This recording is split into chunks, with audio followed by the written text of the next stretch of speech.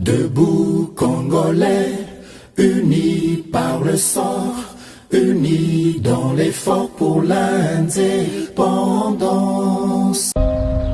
Nous devons ensemble avoir conscience que nul autre que nous-mêmes ne viendra sauver notre nation et que cela exige de chacun de nous une mobilisation tous azimuts.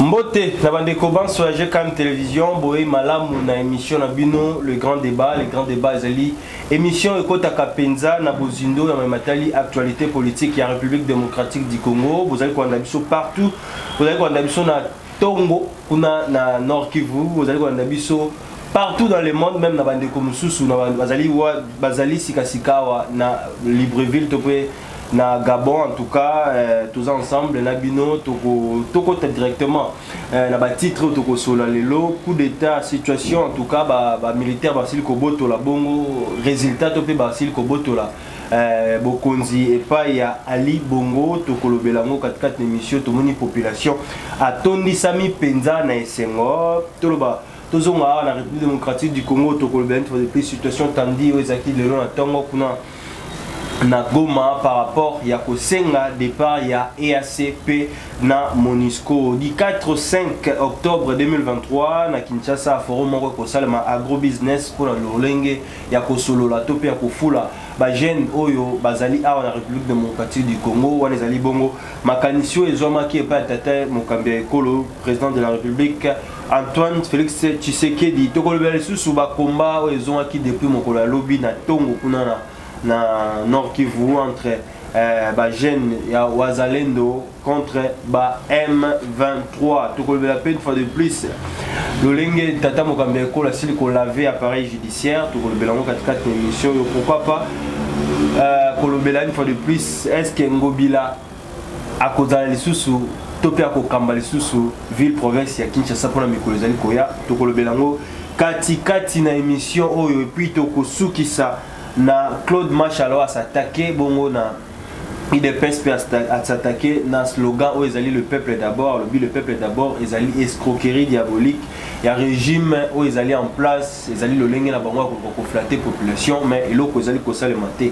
alobi au solo to alobi lokuta toko solo lango nazali ngai moko te na plateau yo nazali bongo na mwana mboka Samba Olonga mbote mwana mboka Samba Olonga mbote ndeko mbia chaque boni santé boni makambo nyonso kimia ezali toza ko partager kaka mupepe ya Congo où ezali en pleine reconstruction avec beaucoup de points positifs tozali vraiment ko savourer ezali mupepe ya sika mbote mingi na apôtre Gérard Kabe wa pesa rapso ibaku ya kozala liboso itandoki na bino en tout cas fanda na divan na yo fanda penda kimia oyo ka nini ko makat par rapport ya émission oyo partager lien na bande ko mususu ezali loko to senga bino mbala na mbala aimer vidéo partager commenter ba suggestion to pe ba remarque na biso en tout cas ya bino to ya mbakango penza na bo kebinyoso to lobela ma actualité style ko zo mokolo lelo to moni Ali Bongo mo pepe asika to loba ekomi na Afrika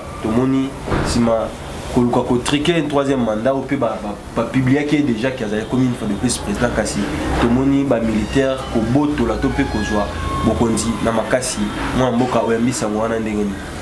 En tout cas, nous partager premièrement en tant que moko ya ba peuple Oyo proche de la République démocratique du Congo, voilà. Par les cultures. Donc, tout ça d'abord, qu'on vivre événement, les eaux les canetti, na pene na biso awa. Alors, na Gabon, biso sto décrié qui dictature Oyo et même qui Ali Bongo na pouvoir. Tebi ndengeni Omar Bongo akufi contexte soit akufi là qui pendenge bazwa qui Ali Bongo va remplacer ye. Alors ayaki na pouvoir il a promis il a ko respecter démocratie mais o etikali ko salema na sima ezali ko sepelisa peuple gabonais mais eloko oyo ezali mo pepe munene oyo ezali ko beta na Afrique francophone na contexte oyo ezali ya démocratie voilà. Ezali pas si pour biso nyonso to soutenir oyo ezali ba coup d'état. Toyebi que ezali pour la première fois que Afrique ezali ko vivre situation ya ba coup d'état.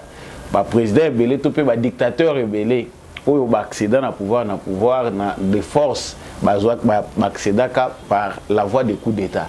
Donc tant que ça la évaluation il y a ba coup d'état en Afrique to monique eza n'est pas mon côté coup d'état et tikala ko profiter na bonheur to tikala ko pe sa meilleure organisation dans ba pays francophone. Donc ces coups d'état là ezala qui ba coup moko de force oyo ba peuple to pe ba populations africaines na ba pays wana et profitaka nangote. Donc ba dictature et s'en suivre. Mais contexte ya ba coup d'état lelo parce que coup d'état et salami na Mali, coup d'état et salami na Burkina Faso, coup d'état na Niger, coup d'état lelo na Gabon pour ne citer que ces pays là, ba coup d'état ezali donc série ya ba coup d'état ezali ko tambola. Pour les Gabonais, c'est une joie que nous partageons tous. Parce que Moutou Oyo Azali Koluka toujours s'éterniser dans le pouvoir alors que santé naye Azali Malamouté ils permettre et tout ça au profit de la France. Parce que Ngalanko Tala ceux qui n'ont pas Ali Bongo a ça la déclaration, ça la ngamawa.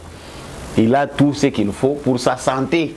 Ali Bongo doit s'asseoir avant d'anayer Kimia. Mais Ali Bongo préfère Kazalawana.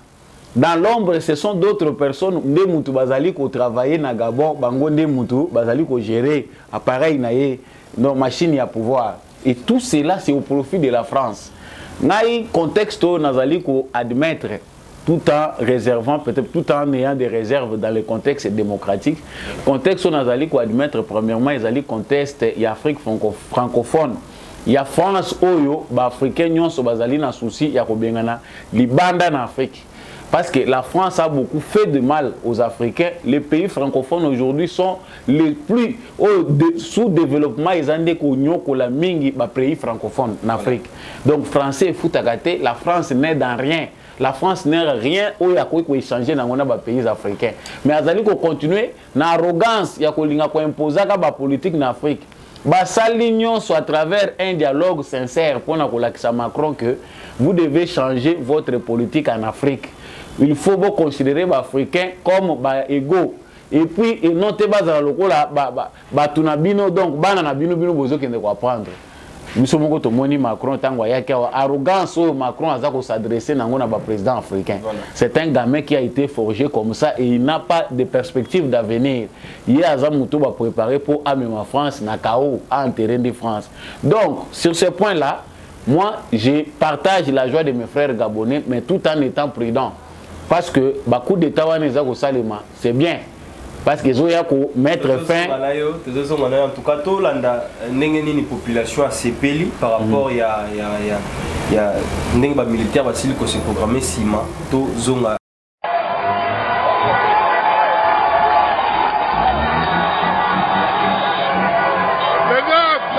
fait du bon boulot.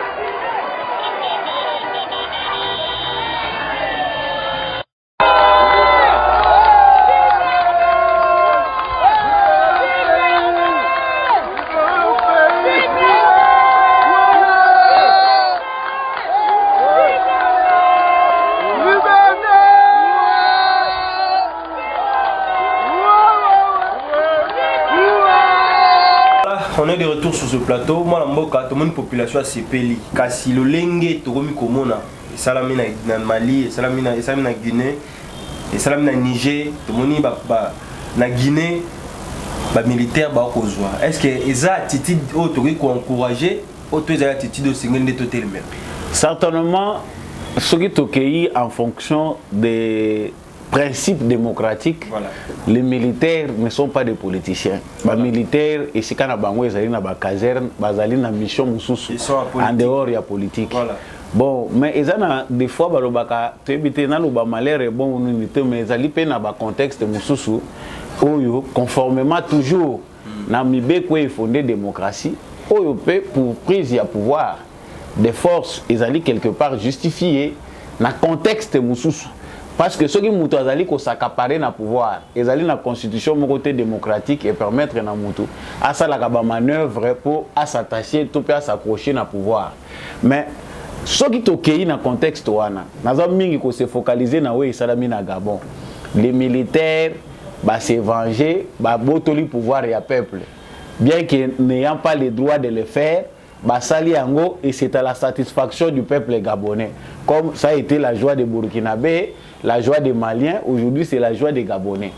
Cette joie là il faut mieux la gérer de manière à ce que makamususu ait échappé na contrôle ya population wanate parce que ba coup d'état ça les maka bato bazali koluka ko réorganiser pouvoir pour bakende na sens peut-être na direction au peuple aza ko vouloir bazala kapé basinga baza ko yamba de gauche à droite baza bato oyo il faut ba koma ko réfléchir comme des politiques qui sont derrière eux est-ce que baza pour l'intérêt à Gabon tout baza pour l'intérêt à bato mususu là ça pousse tout observateur à réfléchir qui sont derrière les poutistes ce que les a réussi cela ne va pas faire toujours notre joie dire que non la Russie soutient les coups d'état à Gabon est-ce que ce coup d'état là sera bénéfique aux Gabonais? Est-ce que la liberté ya ba Gabonais makamunion se vous allez respecter à travers les militaires? Ça c'est aux Gabonais de savoir ce qu'il faut en faire. Néanmoins, série wana ezo continuer. Nazo bisao ndeko chako ba président belé ba kolela. La guerre de puissance oh tozali ko observer les sous biso moko. Cette fois-ci tozali ko observer tel ko la observateur non engagé, mais cette fois-ci les populations africaines sont engagées dans les changements, mais ils doivent être prudents. Ce que taliba pays le la Congo Brazzaville bazali na frontière na Gabon bazali peut déjà concerné pe bango na kanisi place ça soit azali azo trembler na système na pour chercher à garantir batu na ye oyo acha na armée na ye bana na ye parce que bango ba armée na bango eza lokola bandaku na bango ba gérer kango avec tous les soins. Je pense que la paix est aussi chez Museveni, même s'il n'est pas de l'espace francophone. Bango bazan espace na bango balingi kuna ya anglophone. Cette paire est chez Kagame. Cette paire là, ezali na ba pays ebele lokola na Cameroun. Et pas ya vieux ya lingo kufa na pouvoir. Ye pe lisusu ajiraka na yete, ye kutu abimaka na yete abanda na ye. Donc abimaki kaka ndenga kendaki rishi, to yebite soka kendaki kosala nini. Paul Biya avec toutes ces 80 années et quelques années à se déplacer à quand même en Russie. Donc normalement il ne devait pas être là. Donc ces vents, on sent que cela risque encore de se reproduire au Congo Brazzaville, cela risque de se produire au Cameroun. Pourquoi? Parce que premièrement ce sont des pays francophones. Et pas y a militaire, na population, si lembi koyoka hégémonie à France, hein, implication à France dans la politique ya ba pays wana. Ezali ko sala kitoko te. Nous le Congo démocratique parce que nayoka ki ba ndeko ya PPRD baza ko leka na ba réseaux sociaux bango pe bazolo ba balobi le Congo n'est pas épargné, il faut tirer des leçons de ce qui se passe ailleurs. Mon cher, ne rêvez pas. Le Congo n'a pas une réalité. L'Afrique a 54 pays. 54 pays Afrique, il faut y avoir pays boni et sali ba coup d'état. C'est que chaque pays en dehors du vent là, frappé en Afrique, a son propre contexte. Chaque pays a son histoire, sa géographie et sa culture politique. Ouais. Chez nous, dictature ya Kabila, Oyabomaki Tatana pour accéder au pouvoir pendant 18 ans, il a dirigé. Il est sorti par la grande porte. Ce qu'il faut que tu aies le contexte, c'est la bêtise. Il y a des gens qui sont dans des fantasmes. Par exemple, raisonner que Bazon Alisuna Zamba, Babandela ko recruter Bakadogo, Basala Lisusu, trajet au Basala qui d'est à l'ouest pour bailler au pouvoir. Ça n'existera plus. Voilà. Les abaf bilo ko moko essayer les cas de chaque côté ka tout expliquer on va comprendre que tant au commis au Congo nous n'avons pas de problème. Le peuple congolais est avec Félix Tshisekedi. Satisfait, même pas totalement, mais déjà satisfait du bon départ il y a Félix Tshisekedi parce que Oya Sali, président Mokota Tikala Kosala depuis Congo et Congo. Dans ces 4 ans, à moins que aux analphabètes politique et puis ignorant.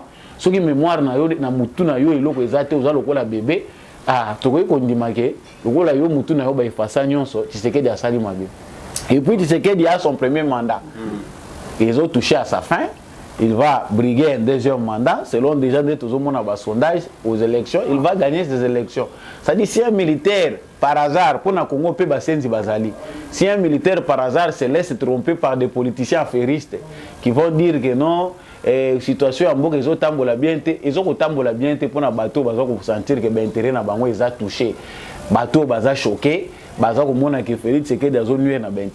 Pourrait, le pays ne marche pas. Donc pour clore à ce point, moi je ne soutiens ni les coups d'État, je ne condamne ni les coups d'État, je reste au milieu dans la joie des Gabonais et des autres pays où les coups d'État mais en étant prudent face à la guerre des puissances. Contexte, alléluia, biso africain, bazo biso lukolo sur quoi te ba pio ya dame, ba se servir na biso pour ba régime après 20 ans, 10 ans et profiter dans sous les côté.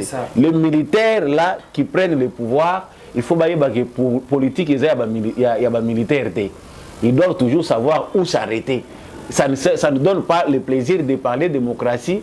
Il y a comme ça l'homme fort na tenue militaire et être dans un pays où ils ont rassuré le changement. Ça la démocratie est pour militaire à la tenue à dirigeant. Voilà, comme en 1967, Kino en 2023, 2 personnes qui ont tête il y a Gabon, donc papa na mwana, papa Koufi. En 2009, a tiqué le monde à pouvoir, moi on a payé première élection, deuxième élection, à l'occupé une fois de plus mandat. Les Kambako respecter la constitution dans les pays africains, ils ont locaux, ils ont payé dans moi Koko Somakas parce qu'ils ont un président dans mandat liboso, mandat mibale, à qui est pouvoir, pour Atika, ils ont qui passent tout ça qui a na Kabila le fils. Zaki même n'atteint l'élection. Bon, ils ont été à possible élection après on peut dire que quand même Kabila fait 3 mandats parce qu'il a commencé après 4 ans les sous-sondés, après 2 ans retard, c'est déjà l'élection. Fleur pour respecter la constitution dans le président africain. Il faut parler ça en général dans le président Nyonso. Et c'est locaux au bête c'était dans le Lengen.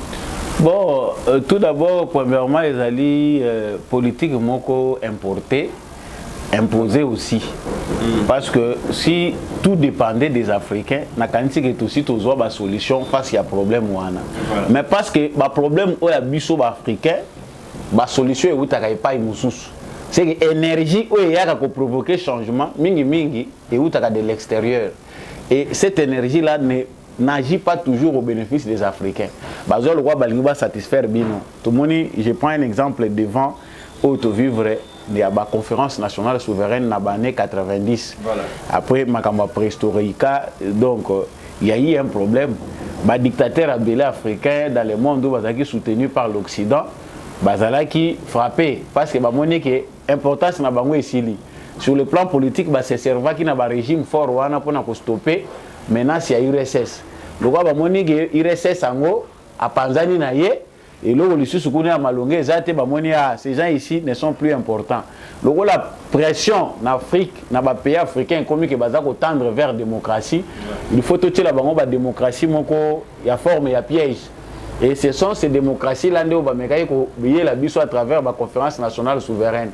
Au moment où il y a un processus, na souci à bateau bazalaki ko animer ba conférence nationale souveraine y compris à biso na Congo ezalaki ya kokotsa bamboka na bango na contexte démocratique, mais les injonctions et les décisions émanaient de l'extérieur, ce qui a fait que ces conférences nationales souveraines là ont été bannies pour la mise en application nango et pas na biso au Mobutu avec kotika biso na chaos, un pays où yesoka respecta ki ba texte résultat makambo ebimaki na ba parlement populaire wana na conférence wana ba texte nyonso ebimaki kuna soki a respecté ki yango mbele afdel alingaka zanzela ko ya ko kotela te alingaka respecter schéma wana, mais Mobutu a refusé de mettre en application ba biloko wana nyonso etebi conséquences nango ngana kanisi lelo. Il faut enseigner ça na ba population africaine oyo bazali ko aspirer na changement que ba contexte ya démocratie na biso il faut toyeba kotelema ba qualité ba dirigeant tozali biso ko pona aveuglement oyo bazali mingi soutenu parce que soko monika ka dirigeant azali très aimé France aza ko betele maboko mingi azo sa ile publicité oyoki libanda baza ko côté malamu yeba peuple azo souffrir isa pion ya bato ya libanda a ko servir na iloko moko te pona bato baza na kati soko monika ka président ba komi ko zala na ba problème baza ko lukele berere par-ci par-là yeba kazo travailler pona bola ma population na yi et ba piège ba teli biso na moment c'est que baza na kati ya ko fabriquer ka bato moko a popularité à doute. Ça dit, je prends un exemple parce qu'ils ont fait partie de la recherche de tout ça. Je prends un exemple de Denis Mukwege, qui est un simple docteur à l'Est de la République démocratique du Congo. Tu es venu à Outi, à Longwe, docteur, Bazu Kabakata na prix Nobel de la paix, PCA. Prix Nobel, il fallait qu'ils aient le prix Nobel, ils ont côté dans la médecine. Prix Nobel, il y a gynécologie, mais PCA, prix Nobel, il y a paix. Paix, ils ont là qui a bundaki dengenini, abandaki li tango quand, dit à quoi? Ce sont eux qui contribuent à faire ces messieurs-là célèbres. Babandi ko sale na ba publication, ba o ba komela na ba livre, ba chaîne française, ba bana ko sa les publicités. Ozo mona ba panneau publicitaire Mukwege pour enfin finir en politique. Tu vois yoka na 2018 au troisième voie, baza ko luka Mukwege asa la transition na Congo. Ce sont ces genres-là de candidats qu'il faut éviter. Pour mutandenge wana ta ina kombo ya démocratie accéder na pouvoir.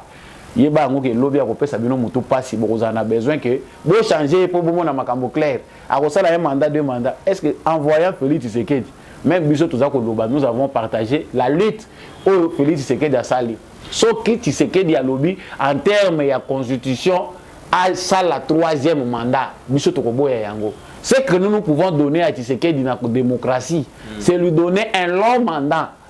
Mandat à Tshisekedi, ceux qui va le dire que mandat moko ça la 20 ans nous sommes d'accord parce que ça boyo kanyana biso mais il faut respecter la démocratie. Mais ceux qui va le dire que Tshisekedi a ça la troisième mandat ça ne cadre pas avec la constitution et ça mutunyon sur la partie à Félix Tshisekedi a yebi que ils andenge wana. Donc nous acceptons que Félix Tshisekedi fasse un mandat moko 10 ans, mandat moko à 20 ans.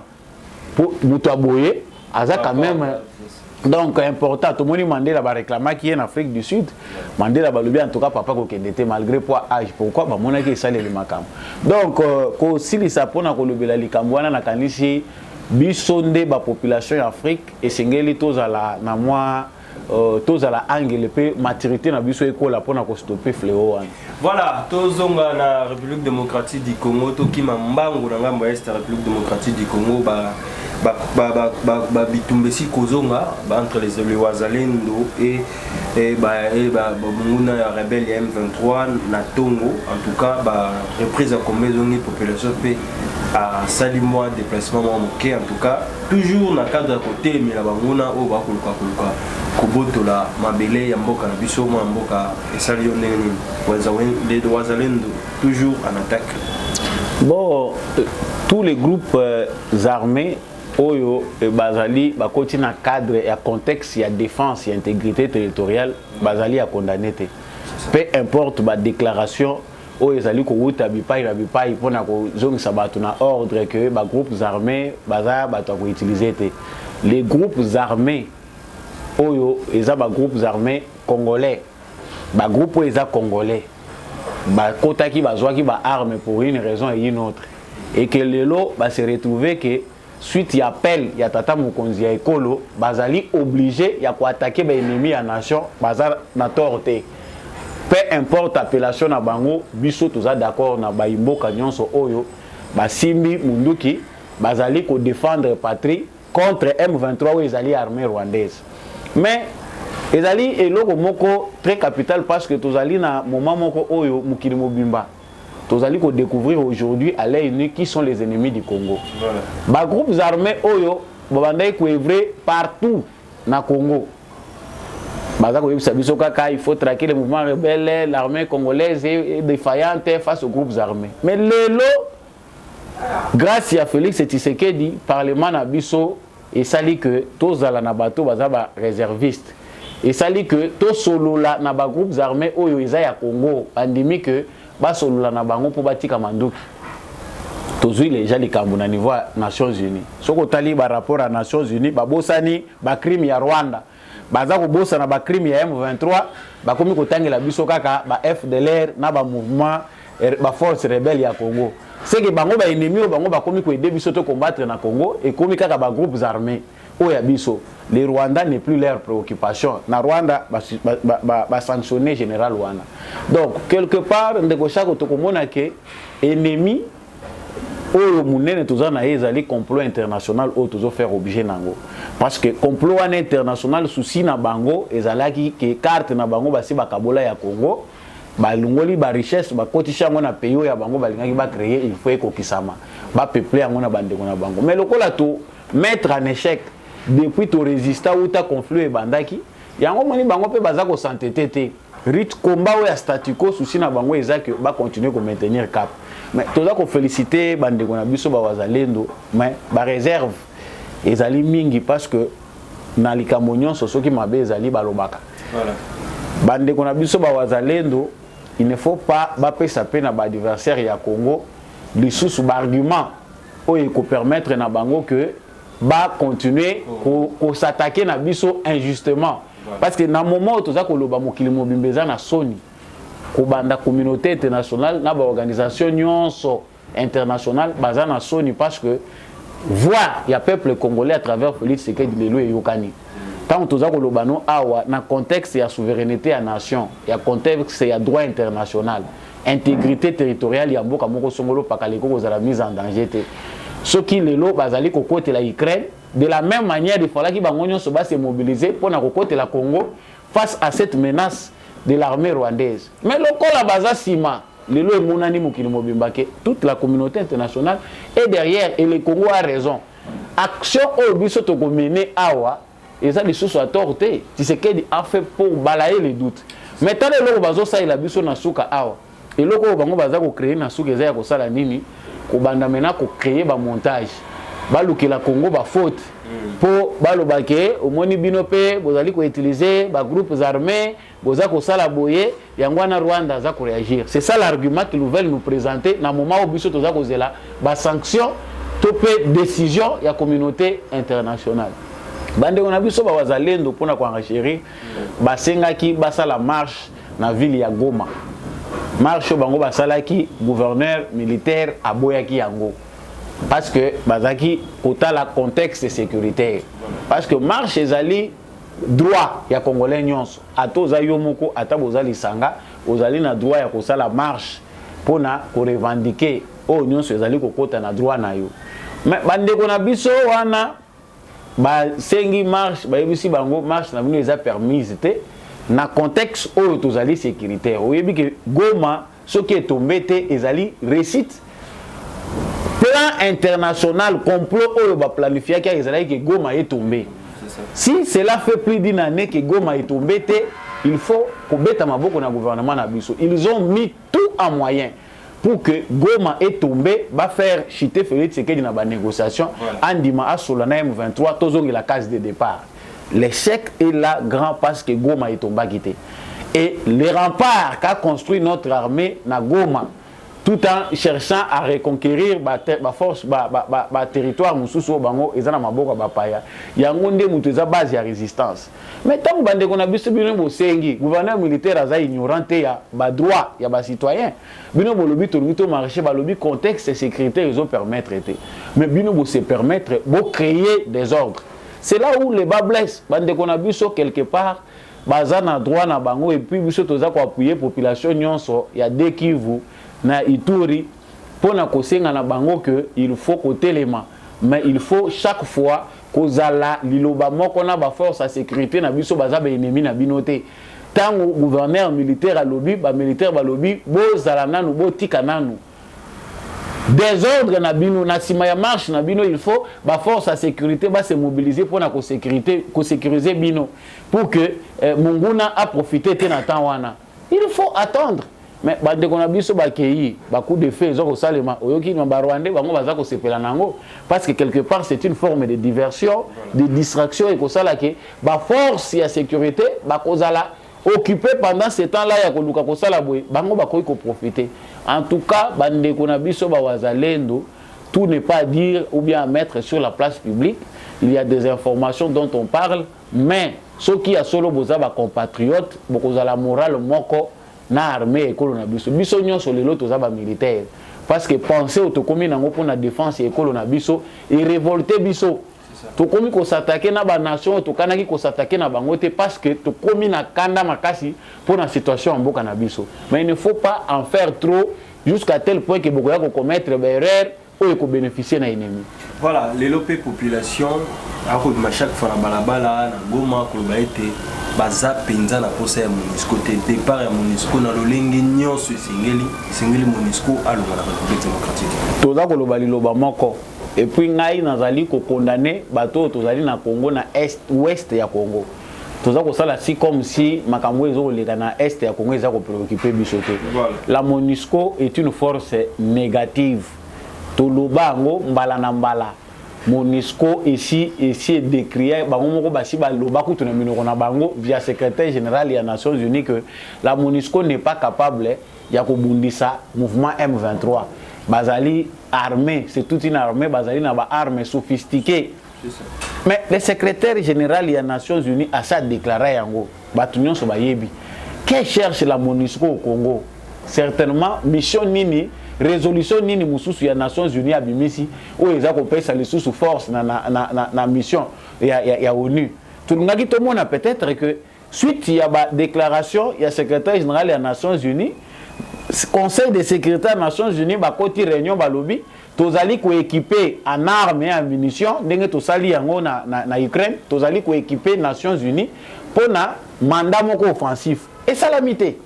Mais ce qu'ils veulent nous dire ici c'est que non, pour les Nations Unies, Congo, il faut que l'armée congolaise soit capable, capable d'assurer la sécurité. C'est comme s'ils nous imposaient contre les gré du président de la République et de notre Parlement. Nous considérons de fait que nous allons sous-titrer les Nations Unies, tout tel monde en cours, et que nous allons occuper Bisso. Les Nations Unies aujourd'hui au Congo, contre les gré des Congolais, est une force d'occupation. Tant que tous les considérés dans le même rang que M23, parce qu'ils ne servent à rien. Mais quelque part, il faut que les Congolais soient dans un esprit naïe. Ils ont affaire, il y a bateau qui votent, ils ont affaire, il y a bateau est ou na ouest bavandi. Il faut bisoper to kota na harmonie wana, to synchroniser la réaction na biso d'est à l'ouest. Parce qu'ils ont bande de ba komi ko manipuler bango na est pour leur faire croire que est est le rôle pays mususu. Et on a même entendu des musiciens le dire. Bino kuna vous a considéré le gola bapaya, bato ouest makamona bino etala ka bangote. Lokuta biso toza nga naza muto est été. Mais chaque jour naza na penser na mutu na ngai kolanda ka information nyonso eza lié na est. Si ça ne va pas, nous tous nous décrions ça. C'est-à-dire il faut nous aussi à l'ouest tokende de commun accord. Il faut se préparer à tout. Félix Tshisekedi dans contexte na ya ça atalisi ba limite. Pe koya nango. Yemukonzambe alingi qui verra tanini et kokoya. Nous devons faire notre part. Notre armée est en pleine réparation. C'est que Dialobi bien qui a préparé déjà l'armée na biso. Comme l'armée se prépare, biso peuple population il faut tout se préparer parce que l'armée a mounene ezali biso peuple congolais. Il faut qu'on se prépare en conséquence. L'ONU est en train de nous distraire parce que batuna bango bakokota chômage. Batuana ya ONU ba militaire rebelle soki balongwa awa bazana isika bakotinda bango te aucun pays n'est plus d'accord que bazwa ba militaire des Nations Unies batinda kuna. Yango faute de créer des guerres à d'autres endroits où isika nini bakotinda ba ONU. Mais ONU pona nini azoke ne komunda na ba terroriste te. Pour voir que bazala susuna eloko moko te Nations Unies. Botomoni ONU te na Ukraine. Ils ont to pesa ONU crédit soki pe na Ukraine batinda ki ONU. Soki na Mali ONU esala ki musala ya malonga. Mais ils ne font absolument rien. L'Organisation des Nations Unies qui doit être réformée ou refondée ne sert à rien dans le contexte de l'Obelango Lelo. Tant que vous allez la réformer, il faut que tout le monde apprenne que l'organisation des Nations Unies il faut que les Africains aient la place na bango. C'est ça le souhait de nos présidents. Mais tant que vous allez la yango te, mikolope zole kakanango parce que bien tu biso na contexte soit biso lelo. Je ne sais pas, la stratégie sur le plan sécuritaire, qu'est-ce qu'ils en pensent. ONU, SADC, EAC, tout ça que le SADC a, EAC koto badiembele biso, ONU azako baluka ba touriste, bazako bongisa ba mana biso, ba komi na bango ba aide soignant. Ba premier soin ya bato bazako zwa ka masasi, komi ko salema na ba onusien. Donc musala oya bango ekomi yango wana avec 18 000 hommes, 19 000 hommes. Bah si peut ba boti bazala ba faire na bango bazo sala kuna. Non, c'est grave. Là, sur ce point-là, les Ouazalendo ont raison. Ce ne sont pas eux seuls, mais c'est tous les Congolais qui sont d'accord qu'il faut au Nia Kende. Mais bisika biso toza ko beta c'était ça que biso ba ennemi na biso baza partout. Il faut chaque fois que boza ko linga ko sala likambo. Bozo ngi pe moi sima muke botali ndenge nini tokoyi ko salela yango. Voilà. RDC Agrobusiness Forum Oyo Kozala du 4 au 5 octobre 2023 avec thème la revanche du sol sur le sous-sol. C'est une initiative conjointe du ministère de l'Agriculture et celui des Finances. En tout cas, les alliés locaux que vous allez chapeautés par le président de la République. Tout le monde a une vidéo et puis on se retrouve tout juste après. Il va se tenir ici à Kinshasa du 4 au 5 octobre prochain le DRC Agrobusiness Forum avec comme thème la revanche du sol sur le sous-sol. C'est une initiative conjointe du ministère de l'Agriculture et celui des Finances. Il s'agira des assises pour attirer et offrir aux investisseurs privés, tant nationaux qu'étrangers, l'occasion de s'intéresser au secteur agricole en vue de soutenir une production locale, arriver à couper la dépendance alimentaire extérieure qui est à 95%, faire des réserves et exporter. Mais déjà, un déjeuner de travail sur ce DRC Agrobusiness Forum avec les ministères censés contribuer à la relance agricole s'est tenu le samedi 26 août dernier à Béatrice Hôtel à Kinshasa pour une préparation d'une recette bien consommable à présenter aux investisseurs privés. Outre les ministères respectifs, les organisateurs que sont le ministre de l'Agriculture, Maître José Mpanda Kabangu, et celui des Finances, Nicolas Kazadi, ont associé leurs collègues du développement rural, de l'industrie, des transports, voies de communication et désenclavement, des affaires foncières, de l'aménagement du territoire, des petites et moyennes entreprises, du commerce extérieur, du plan, du budget, des ITP et de la formation professionnelle, dont chacun a un rôle important à jouer dans la relance de l'agriculture. Maître José Mpanda donne ici l'importance de ce déjeuner de travail organisé.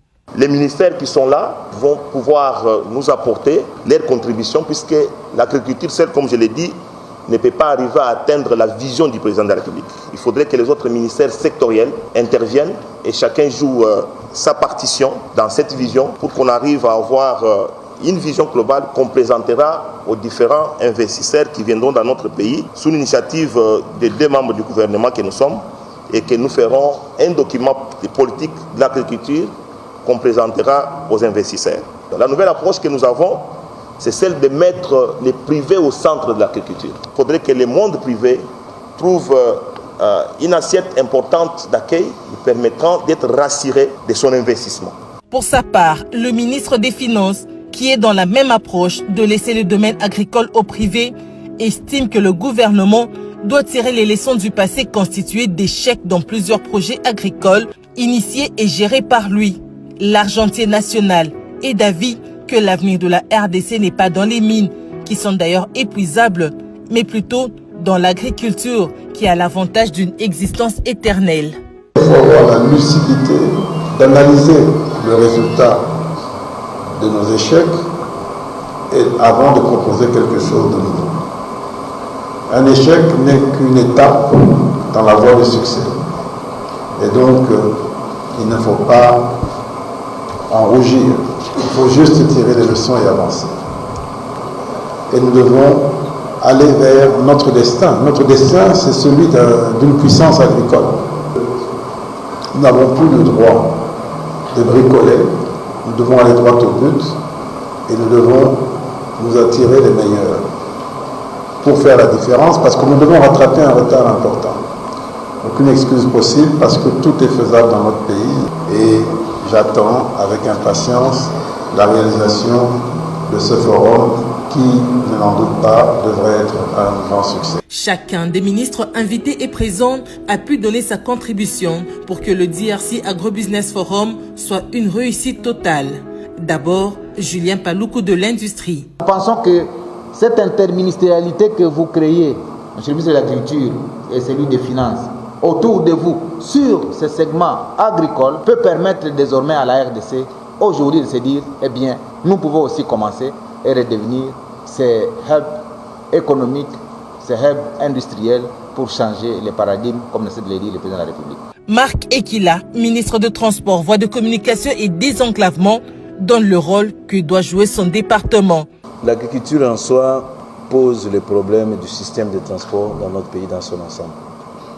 Et quand je dis système de transport dans notre pays dans son ensemble, c'est toute sa multimodalité. Et souvent, quand on parle de route, les gens ou les communs des mortels, la tendance c'est de croire que c'est seulement le goudron sur du sable. La route, c'est aussi le chemin de fer.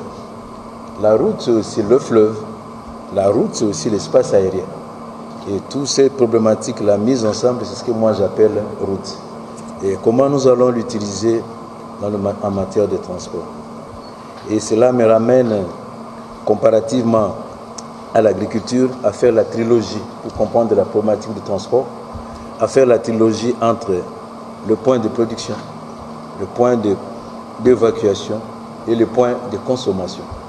Et si nous parvenons à trouver des réponses à cette question-là, ce sera l'apport important du ministère des Transports. Nous sommes en train de travailler avec des partenaires privés pour pouvoir non seulement encourager les privés, mais avoir des types de transports uniquement dédiés à l'évacuation des produits agricoles. Le ministre d'État, ministre du Développement rural François Roubota, se réjouit du forum qui sera organisé étant donné que l'agriculture est l'apanage du monde rural qui est son secteur. 70% de notre pays, ce sont les milieux ruraux. Nous battons beaucoup plus sur la promotion de l'économie rurale. Alors, comme le ministre de l'Agriculture est en train de s'étendre sur une économie tout à fait privée, avec de gros investisseurs, je dois dire qu'au-delà de cela, dans chaque village, nous allons trouver qu'il y a des organisations et des coopératives qui vont graviter autour de l'activité principale qui va se développer dans chaque milieu. Alors j'ai insisté auprès de lui en lui disant non, c'est vrai, on aura cette activité, mais aussi il faudra penser à ces coopératives qui gravitent autour.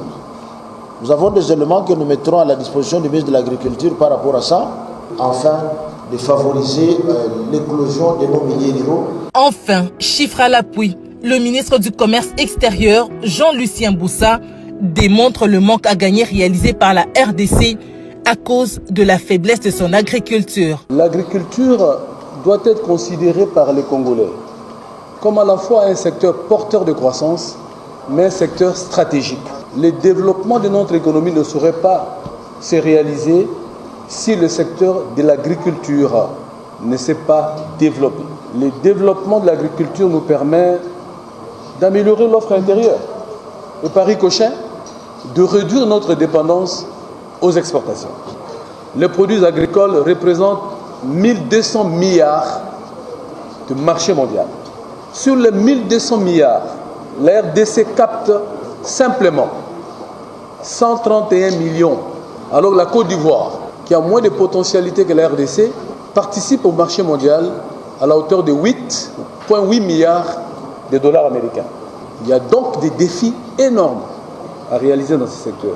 Selon les organisateurs, on ne mange pas les potentialités, on doit les convertir en richesses réelles pour le développement de la population. Ainsi, DRC Agro-Business Forum, avec son thème « La revanche du sol sur le sous-sol » qui réunira en octobre prochain à Kinshasa plus de 500 participants, investisseurs, experts et autres partenaires du secteur agricole, aura comme objectif d'impliquer ces investisseurs privés dans la reconversion des potentialités agricoles en richesses agricoles. Un document de politique agricole conçu leur sera présenté lors du forum en vue de leur participation à la relance agricole en RDC. Nenga Bolandi ezali loko ekosangisa bongo ba investisseurs congolais topé libanda kasi privilège mingi pe kozala lolenge moko na bana mboka lolenge tata mokambi ekolo aprometaki kete akosala ba congolais pe bakoma bato ba contribuer contribuer na bonheur ya Congo mwana mboka malobanga mboyo par rapport à image de tout côté. Bon, certainement ils allaient initiative moko ya malamu parce que ils ont côté na cadre ya essentiel. Tout le monde pendant 4 ans 5 ans yango ils ont koka Félix Tshisekedi a été beaucoup préoccupé par les questions politiques et sécuritaires. Voilà. La question est grand part y naye et puis ceux qui sont indulgents vis-à-vis du président de la République, c'est parce que tu as vu que vraiment Zalaki coincé, il s'est battu comme un diable dans la question il y a politique paix et sécurité. Mais malgré cela, il a réussi quand même à marquer les esprits sur toute l'étendue du territoire national par des infrastructures, même il y a Mouké ou Izalaki qui ont manqué. Il est vraiment à féliciter. Par rapport à Makambu agriculture, on a soulevé les lots. La revanche du sol sur le sous-sol. C'est la rhétorique du président Moutouelakisa qui dit que Izali stratégie pour que tout le belaka ba orte tout ça le bela coltan ou tout bénéficier kan nango kututé mais tout ko mettre en valeur sol na biso pour to bosala nanu ba minerai ou comme le ko la porte malheur et le koane ko za la capitale ce qui président de la République a fait d'abord accent na éducation au congolais bazozwa par rapport à contexte agricole place oyo agriculture ya Congo il faut ezwa na Afrique pe na monde. Je n'ai ici que Biloko Belé et Zako Salema na Congo, c'est comme si jeunesse congolaise a vraiment impliquée dans la décision d'État par rapport à l'avenir. Nous avons poussé Mingi président Félix Tshisekedi, qui fait bien dans ce contexte-là parce que tout le monde qui a commis déjà qu'on percer, qu'on tailler chemin pour la révolution agricole. Mais cette révolution-là ne se fera pas avec une jeunesse sous-informée. Jeunesse où elle a préparé pour terroriser vision wana. Vision et revanche à sol sur le sous-sol, dans la canisse qui fait bandana ba école na biso pe na ba université na biso. Parce que jusque là soko tali ba jeune bazo qui ne kotanga baza mal orienté. Marché na biso et emploi demande na biso par rapport ya ba potentiel ya mboka na biso ezo senga ke to créer mingi so otamboli ozo luka agronome na mboka na biso oko tambola pe avenue Mobimbo moni ete oko ta luka pe quartier wana Mobimba ozo agronome te c'est ezapasi maintenant dans contexte ndenge wana soki bokei na makambo milona okomona que ça ne seront pas plus les Congolais qui seront dedans, ça sera encore des étrangers au nde mutu bakozala to ko benda po baya ko bénéficier wana. Tout commence aussi tant qu'il faut planifier peu d'experts. Les experts on a d'abord recensé bateau yo bazana qualité wana nos agriculteurs banini tous un échantillon baza au combien ceux qui te partagé bango par kilomètre carré ou bien par nombre d'hectares. Est-ce que baza suffisant? Topé baza suffisant. Il faut former. Et puis aujourd'hui, il faut même transformer batumususo baza ko ba maplom oh ya droit oh.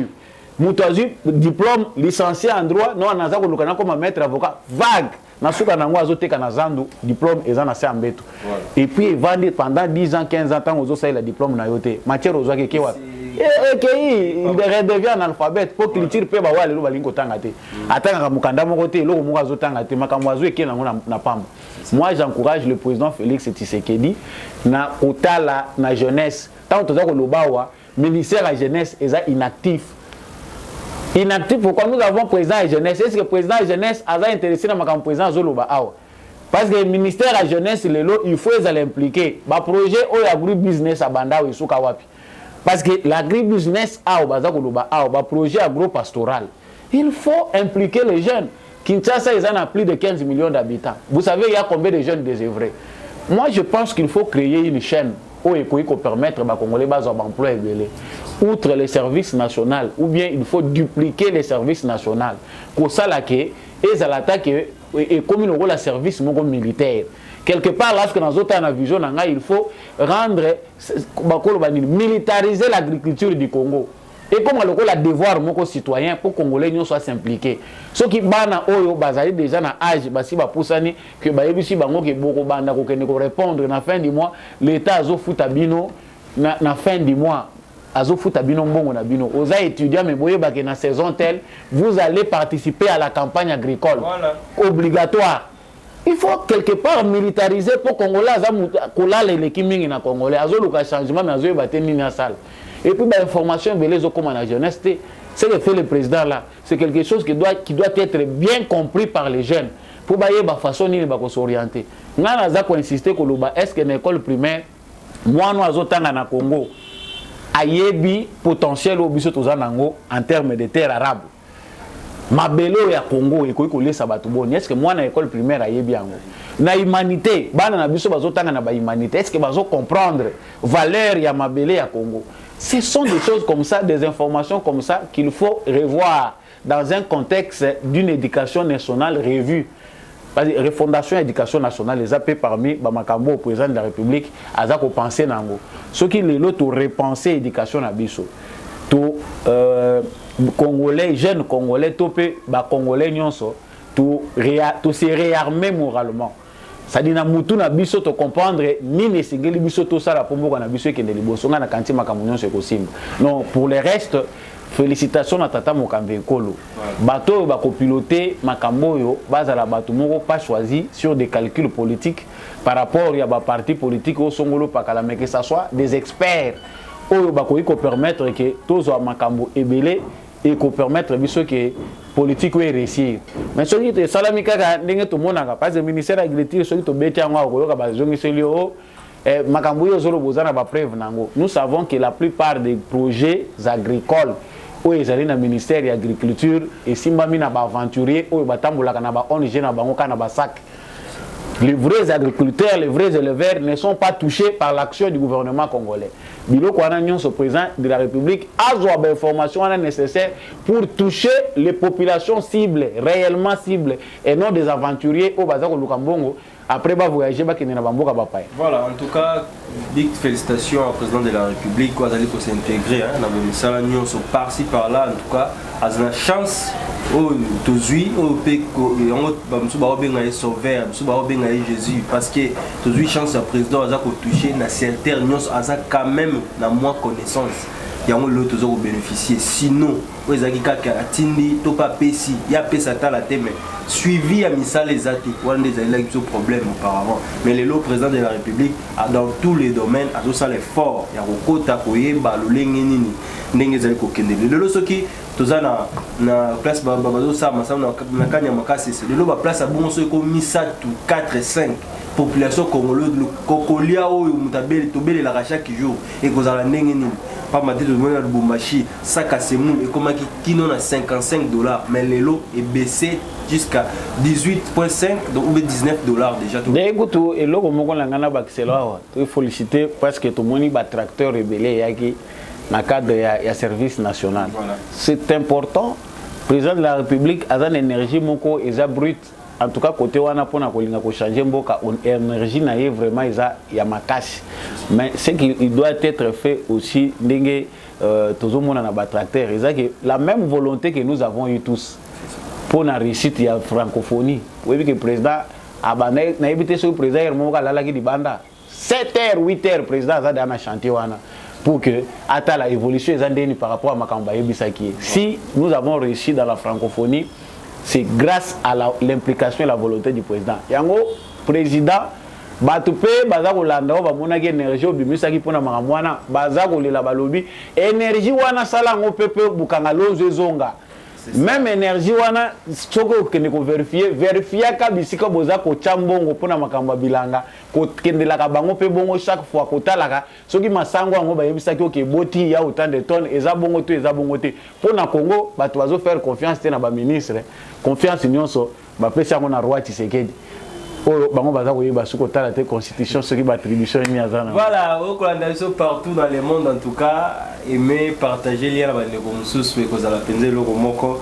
Il y a Malam, président de la République, Félix Antoine Tshisekedi, a silbon ko laver appareil judiciaire aux acquis batte belé balela qui na matali justice za na moto so botolo lopango ke na prison. Quand par obima na projet comme copie magistrat donc bongo esengela boko efuta moto so passer ki likamto pe mbeba magistrat bénéficier nango ya ofele ba komi na ba mapango ba komi na ba bituka ko tuna bwazala ne kana parquet oh ya ka ye wana le lot moni chef de l'état asili bongo na kolave bango mamboka sambolonga moi maloba to pe commentaire na ngambo iyo ouf ya soulagement pour congolais nyonso asa koma mabe Kabila Joseph Aval on a pouvoir à lobby et la seule chose que je regrette c'est parce que n'a réussi à changer congolais. Donc il a reconnu qu'il a changé congolais. Mais c'était grâce à lui-même parce que lui-même d'abord n'était pas changé. Mentalité outaki na ngona zamba yango esalaki ke akoka pe changer congolais. Mais aujourd'hui lelo Tshisekedi peut avoir face à défi wana. C'est même défi là dont Félix Tshisekedi fait face et alliés pour changer l'homme congolais. Ce n'est pas pour rien qu'il a mis l'homme congolais au centre de son action. C'est qu'il faut changer l'homme congolais pour changement et donc avant comme on a contrainte démocrate nyonso akendaka na procédure ya lisolo dialogue. Ce que je salue c'est la sagesse du président de la République. Appareil na biso magistrature na biso ezaki infecté na ba virus ya Kabila. C'est-à-dire des gens qui se sont enrichis illicitement au dos du peuple congolais, en opprimant les plus faibles. Justice yamboka na biso yebana na ngeza justice abatombongo, ya batomakasi. Ceux qui ont une relation tena pareil justice wana kokende ko mekate dossier lupango, bakolia au lupango. Ozanga nzela nyoko kende. Et jusqu'aujourd'hui, il y a des gens qui pleurent. La justice du Congo, c'est une justice des plus forts. Bango ne mutu baza ko bénéficier nango.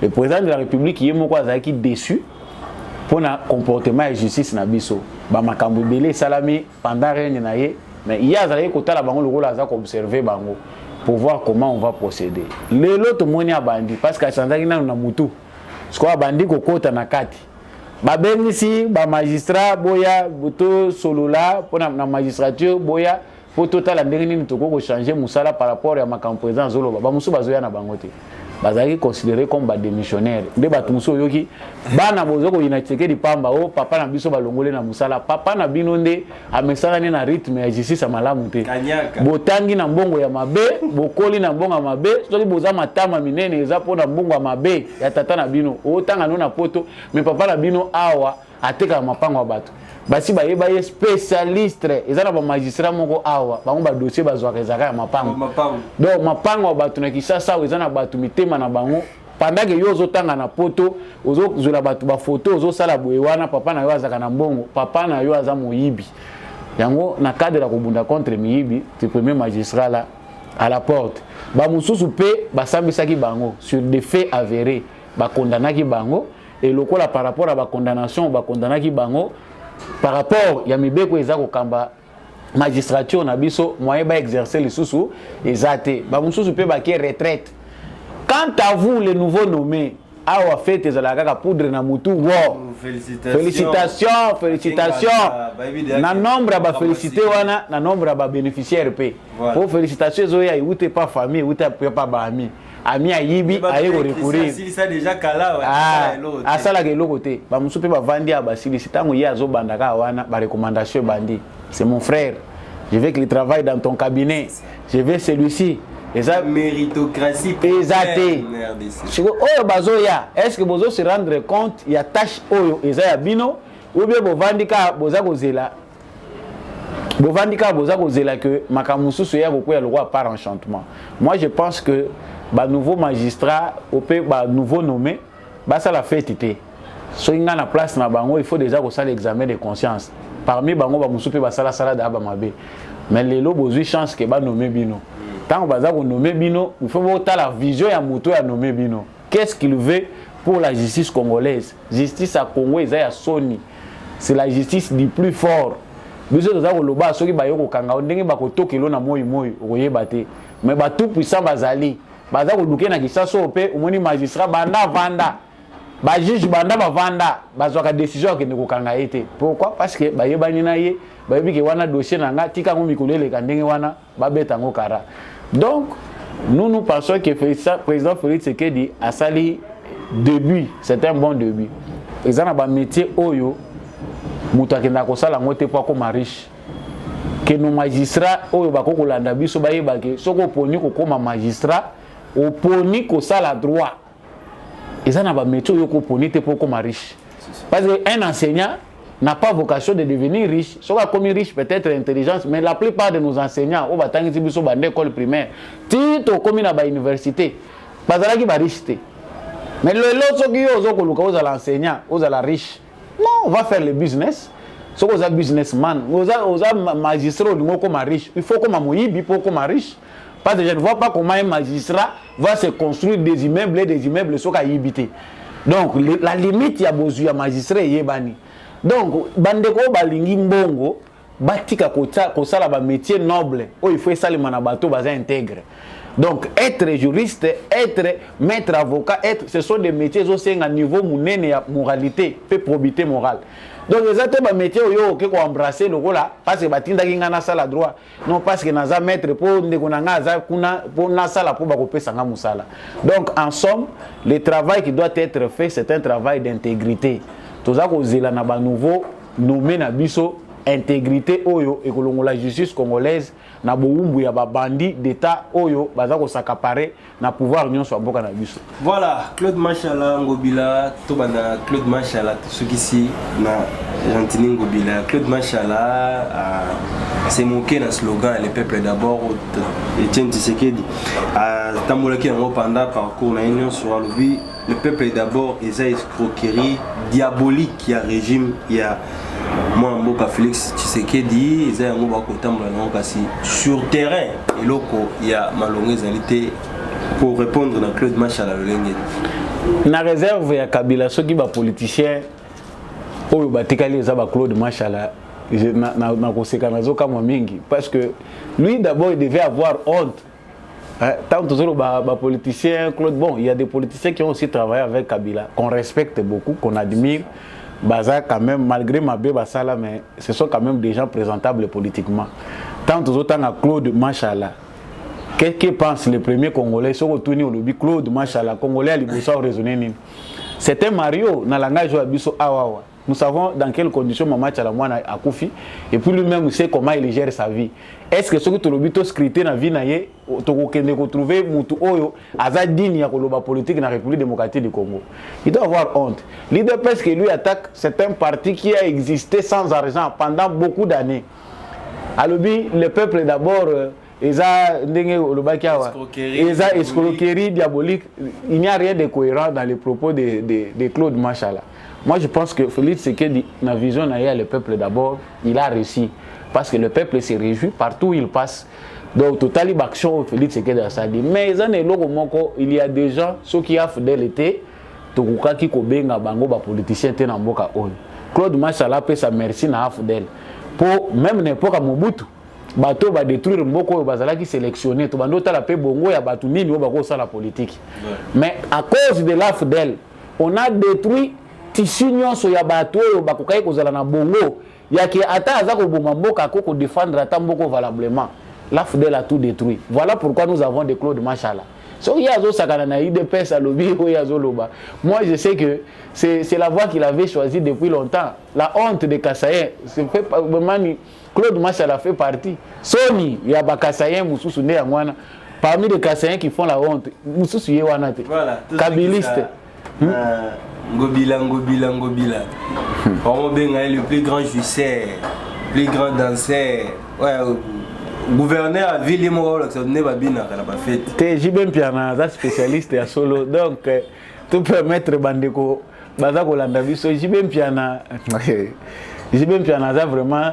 Il faut bâtir un comité, il y a des listes ya Congo.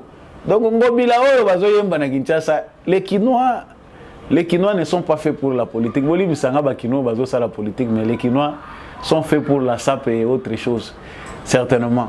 Parce que Gentini Ngobila, Naba, quand on a traversé Awa, tout ça, Ngobila, bah, tout d'abord, on a besoin de qui ne peut pas être président qui est lancé, qui ne peut pas être na bandal. Président Zocha Foulou na tono. Après, dans moins d'une semaine, tono ane tonda baola kisango na ba réseaux sociaux, balongo la raté. C'était ça le bon début. Ngobila gère la ville de Kinshasa quelque part comme Kimbuta. C'est-à-dire Odi et Salemate, Moutoua géré était à ça la dépasse na lingi, soka lingi ko sala bola mwasali. Pour lui, il a un bilan positif. Bako retourne Ngobila te, awa au salindenge nini, awa au salindenge Godem Poyi o bazalaki ni ba master, bazalaki très bien parce que Godem Poyi ako koya ko yebisa biso le contraire te lelo parce que uta côté ba utaki ba bandai ko bomba na bango. Et là on ni salaki baka bwana. bango nyonso bazali ko féliciter balobi en tout cas Ngobila Mutalo Baté na Ngobila c'est le meilleur gouverneur. Ngobila azo transformer Kinshasa. Quelle mouche les a tous piqués pour le loba s'attaquer na Ngobila. Donc nata nazo sala analyse na ngana nazo s'attaquer na ba point nyonso important. Ngobila biso tango to baza ko betela Ngobila maboko to yebisa yi bango Ngobila est en train de détruire encore la capitale. Parce que volonté Félix Tshisekedi azanango ya ko changer makambo. Et que c'est à Kinshasa où c'est tout Félix Tshisekedi, il faut tout bénéficier dans pour makambo belé changer. Mais Ngobila yo le to communique yoka jeko ko azobetela biso alobi na bureau soka ye aye akoumela te wana ke ba ordre pesa makana téléphone pendant tout ce temps là il est où?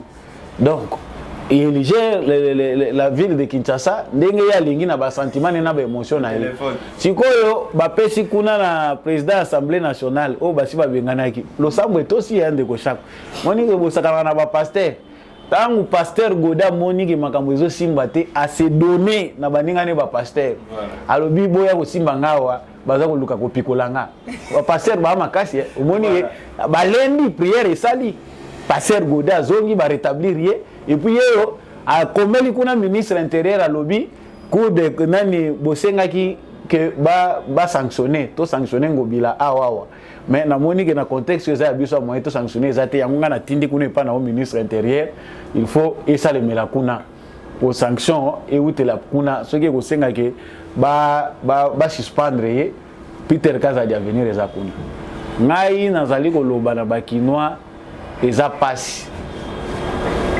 j'ai ko mulumba ala vice gouverneur a comme le porte-parole ya ba salarié nyonso ya ville ya Kinshasa policier ba travailleurs ya hôtel de ville banan avec des arriérés oyo ba futa makate pendant longtemps sikoyo nga naza kotuna batu wana ba vivaka nini c'est ça parce que eux mêmes ne disent rien ba marcha kate to za ko mona loko moko te c'est que basa ko ya ozo mona ke batu muso ozo mona oyo baza ko vivre ba salaire te bolimbisa ngabo ko yebisa bino mona ba commentaire soko komela bino so boliaka ndenge nini bon je ko kwa zo ba yemoko mais fallait tout mona ba marche na moment oyo bato baza ko lela mbongo na bango epango bila ces gens là sont habitués à voler l'argent de l'état bo permettre ngana attaquer bino bongo bozana bisika bolelaka yango mutu na mutu tika lela na muyibi ni place alela ka botika Ngobila tranquille les Kinois méritent ça et zo pesa passer dans une ville capitale il y a plus de 15 millions d'habitants un individu est en train de jouer avec la gestion de la ville et puis bato observer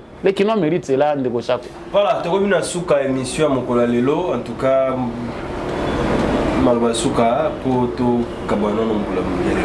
En tout cas, merci mingi na bandeko balanda ki biso particulièrement na Nord Kivu, Sud Kivu, na Ituri. Pour ne citer que ces provinces-là, na zakanabino na mutema pour na yebi que toza Congo, il faut biso toza la debout. La jeunesse congolaise esengeli que tout élément. Népotisme, tribalisme, forme nyonso ya anti-valeur eza ko empêcher biso to comme grande nation, il faut tout tsango de côté.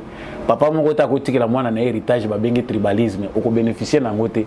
Pour mwana na ko kende na classe ba kotangisa na muto ekolo yo za ko yina, mwana na ko mata mutuka chauffeur akokumba ya ko zala muto ekolo yo za ko yina. Donc ça ne sert à rien de se haïr na contexte loko eza oyo. Bomoko na bolingo eza biloko moko mutuye sengeli biso so ba congolais to lata po ete mboke kende liboso.